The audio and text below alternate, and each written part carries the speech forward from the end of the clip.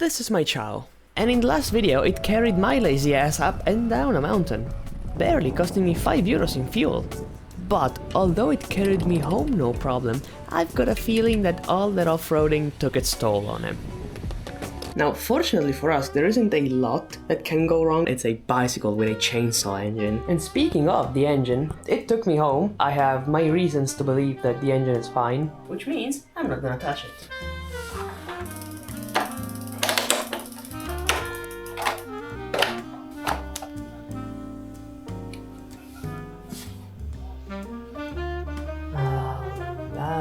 That's not... That's fine, I know it isn't a good start. Balls. Also, while I was coming home, I hit a sick bend and I touched the ground with this pedal and it's kind of broken. Now, the belt doesn't feel loose, but if I do this, it does this, which should not happen. Now what happens is the belt has probably worn down to the point of not touching the sides of the CVT. And that's because in a CVT transmission, the front pulley, and usually the rear pulley as well, move in and out, pushing and pulling the belt, thus wearing down the two sloping sides. Which, if you can see that CVT has some free play, which means the belt's not touching it. Now, it is fine for now, because like as soon as the CVT starts spinning, this slack goes away, because the CVT pushes in because of all the weights moving. But this, I think, was my last belt, so I'm just gonna buy one, you know, just to have it. It is a wear item, so you should have some.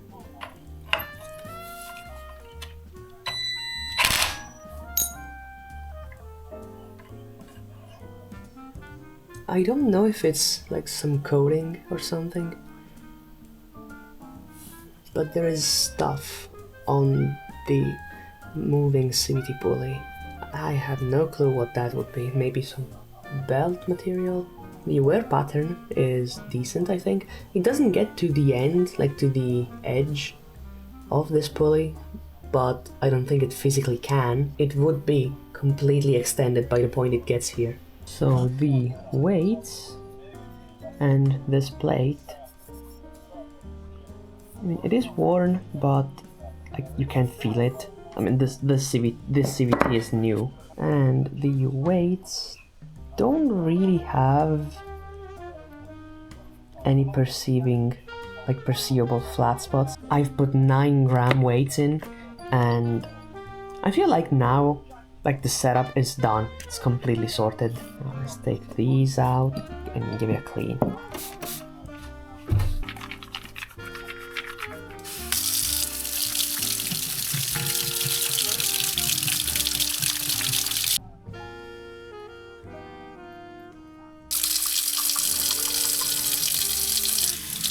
The wear pattern on the clutches is weird, but I don't know. I mean, it looks good on this side of it. Doesn't look weird, like doesn't look spotty. It looks spotty on here. Maybe it's just normal. And this one looks normal. This one looks kind of normal, and this one looks a little less normal. But they don't look too bad. These seals look good. Yeah, just needs some grease on these bearings. Yeah, clutch is fine. I know I said I wouldn't touch the engine, but I am kind of curious as for like how it ran up in altitude like that.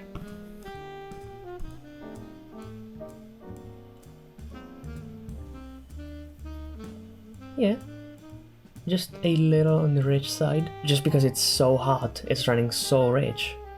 Yeah, this is good. I don't know when I forgot to press record.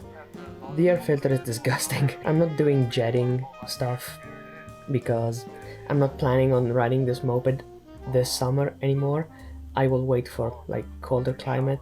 But you know, maybe it was running rich as hell because of this too. So let's clean it. Now, the way I clean foam air filters like this is with some WD-40. It helps to break up the air filter oil, and then some just normal degreaser you can buy at the supermarket. Just work it. See all this crap coming off of it? I'm leaving this to air dry. Also, luckily, I don't have to do anything back here, I think, because when I was up there, I was checking for anything wrong with it, and I could feel some free play in the rear wheel, something like this. Like you can barely feel it.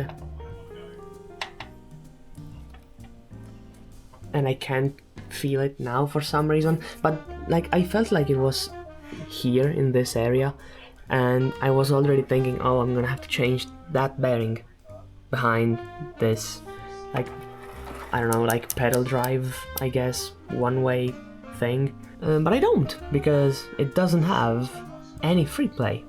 So this is fine.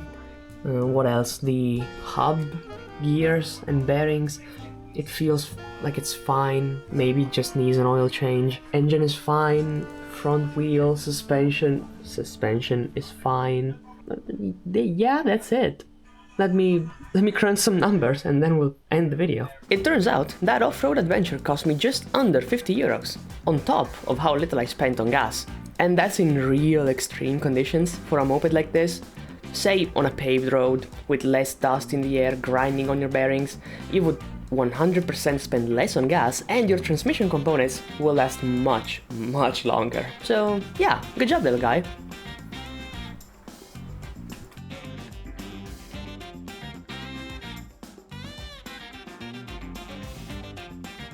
I'm not fixing my chow in this episode because I just bought something really expensive and I'm kind of poor right now. Now, I will not spoil you what it is, but let's say someone is making a comeback.